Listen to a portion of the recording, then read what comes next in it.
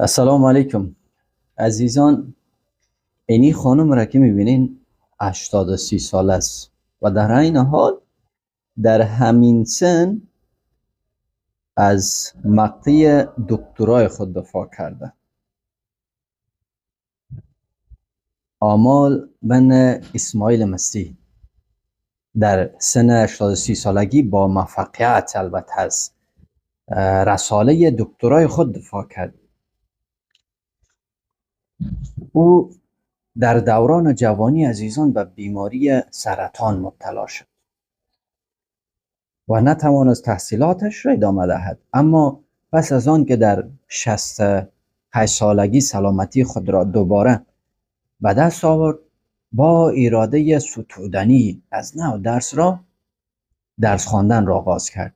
نخست دوره لیسه را به پایان رساند و سپس وارد دانشگاه شد. مدرک کارشناسی و کارشناسی ارشد را گرفت و سرانجام در 83 سالگی به آرزوی دیرینی خود رسید و از پایان نامه دکترای خود دفاع کرد. او با این موفقیت پیام امیدبخش برای همه، به ویژه جوانان دارد. عزیزان، هیچگاه برای فراگیری علم و ساختن آینده دیر نیست. سن، بیماری، مشکلات زندگی یا تأخیر در رسیدن به هدف پایان راه نیست.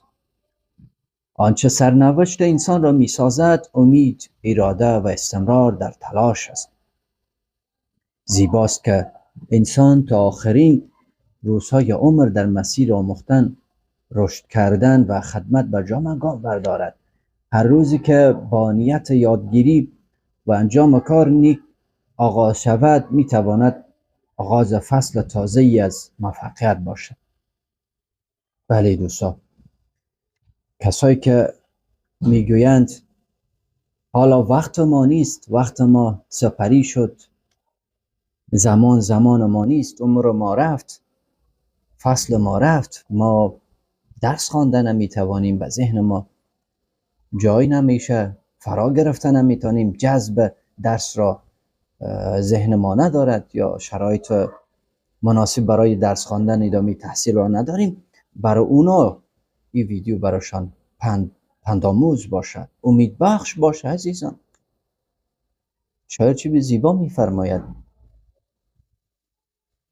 علم اگر اندک بود خارش مدار، که به علم نتواند خدا را شنود.